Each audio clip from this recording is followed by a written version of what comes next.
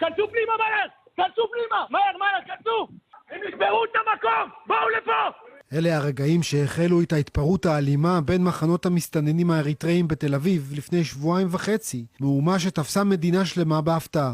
אני עדיין לא מעכל את הדברים, אני עדיין לא מצליח להבין את הדברים. אני עובר פה, אני מסתכל, אני רואה את הכל שבור. פשוט הייתה פה מלחמה, אני לא יודע אם אנשים מבינים את הדבר הזה. הייתה פה מלחמה באמצע תל אביב. אלא שאת המשטרה התרחיש הזה לא היה אמור להפתיע, ותמונות הנזק הרב והשוטרים הנסים מפני הספסוף הזוהם יכלו להימנע. הם רוצים לשרוף את המקום! איפה המטפים? קבל את האור! פתאום כל השוטרים רצו. כולם נעלמו, גם אלה שהיו בפנים. הצצתי החוצה וראיתי עדר מסתער עליי עם מקלות, הייתי כמעט לבד בחוץ. תיעוד מצלמות ההבטחה של מועדון הבי-סייד, שבו החלה ההתפרעות ואותו אנחנו חושפים הערב במהדורה, ממחיש את המחדל של המשטרה. אפשר להתרשם מהנוכחות הדלה